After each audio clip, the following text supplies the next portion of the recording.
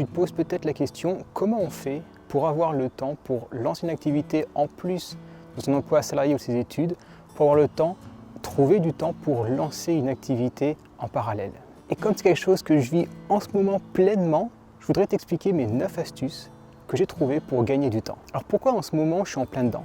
Parce que comme tu le sais, j'ai d'abord créé un side business, le piano grand ouvert, en parallèle de mon emploi CDI dans un cabinet d'expertise comptable, puis je me suis lancé à temps plein dans le piano grand ouvert. Et maintenant je crée un autre side business, donc celui-là, ce qui te permet de voir en temps réel comment on crée un side business, et je t'explique comment on fait.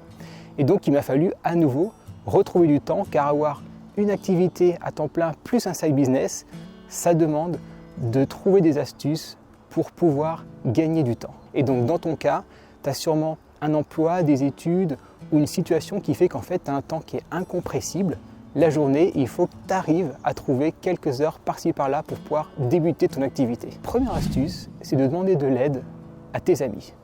Alors quand je dis de l'aide, c'est-à-dire que quand tu crées quelque chose, tu as plein de choses à faire. Tu as sûrement un site à faire, tu as sûrement un Instagram, un Facebook, un LinkedIn, peut-être mettre des prospectus, mettre des cartes de visite, faire le design de quelque chose, trouver des fournisseurs, trouver des clients. Bon, tu as plein de choses à faire. Et t'inquiète pas, ça va se faire petit à petit. Mais tu peux demander de l'aide dans tous tes amis, tous tes proches. Tu as peut-être quelqu'un qui s'y connaît pas trop mal en site internet et qui pourrait te créer un site ou qui peut te faire le design, qui peut te faire ton logo par exemple, qui peut te faire une page Instagram, qui peut te dire comment marche tel réseau, comment faire pour créer une carte de visite. Essaie de prendre toutes les personnes que tu connais et de voir en quoi ils pourraient t'aider. Il suffit que tu leur demandes avec enthousiasme, tu leur expliques ton projet et ceux qui seront chauds, ceux qui seront partants, ils vont de bon cœur t'aider à développer ça et ils seront même pour la plupart heureux de t'aider dans ce projet. La deuxième astuce, et celle-là tu t'en doutes, c'est de réduire sa consommation de réseaux, télé, Netflix, etc. Alors je dis pas de l'enlever parce que il faut toujours un peu être sur les réseaux, il faut bien le soir un peu se décontracter avec une série ou autre, mais c'est de réduire de par exemple un tiers ou 50%. Par exemple, si tous les soirs tu regardes 2 heures ou 3 heures Netflix, on va dire 3 heures, et bien maintenant regarde seulement 1h30 et comme ça tu auras 1h30 de ton temps à consacrer dans ton side business, dans ton projet en parallèle de ton emploi ou de tes études. Pareil pour les réseaux sociaux.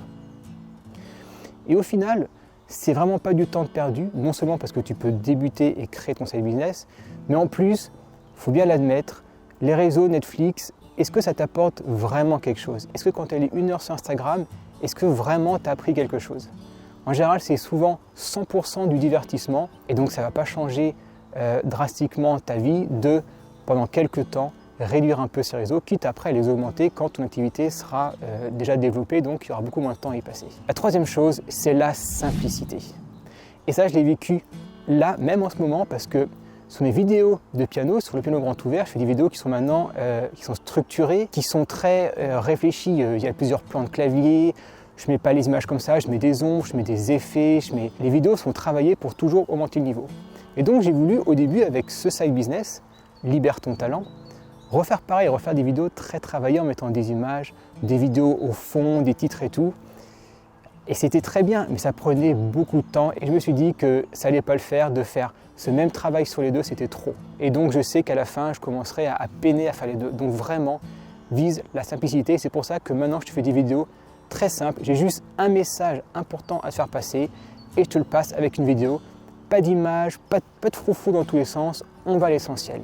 Et pour ton side business, c'est pareil, va à l'essentiel. La quatrième chose, c'est de travailler par lot. Par exemple, si je reprends les vidéos, au lieu de faire une vidéo, puis la monter, puis une autre, puis la monter, essaie d'en faire 3, 4 ou 5 à la suite. Pareil, si tu fais un design, si tu fais quelque chose, essaie de travailler par lot plutôt que de faire du 1 à 1. Ça te sauvegarde un temps considérable et en plus, il y a une meilleure qualité à la fin. La cinquième chose, c'est, si tu as des enfants, par exemple, c'est de les faire travailler. Imagine, tu veux faire un site internet, il te faut par exemple une quinzaine d'images mettons par exemple que tu fais de la photographie animalière et donc tu veux une quinzaine de photos d'oiseaux ou d'animaux, de mammifères, des choses comme ça.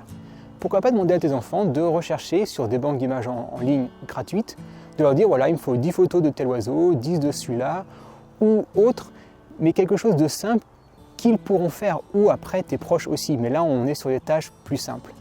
Et ça permet comme ça non seulement de les faire participer à ton projet, et ça peut te faire gagner un temps considérable parce que rechercher des images, des belles images pour une vitrine, un site ou autre, ça peut prendre beaucoup de temps. La 6e chose, c'est dans ton travail, tu as probablement une pause le midi, entre midi et 2. Essaie de garder à ce moment-là des tâches simples. Alors bien sûr, il faut que tu manges, il faut que tu te reposes, va faire un tour, faire une balade.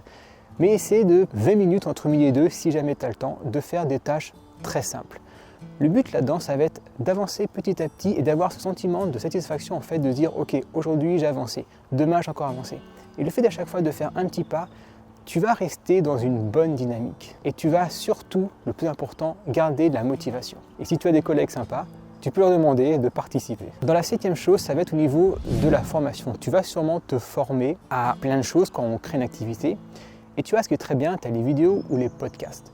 Et tu peux, par exemple, je te donne 2-3 pistes, mais si tu fais les cours, si tu passes l'aspirateur, si tu vas au travail en marchant, tu en as pour 20 minutes, tu peux écouter un podcast ou regarder une vidéo. Ça permet en fait de te former pendant que tu fais d'autres tâches qui ne nécessitent pas de concentration.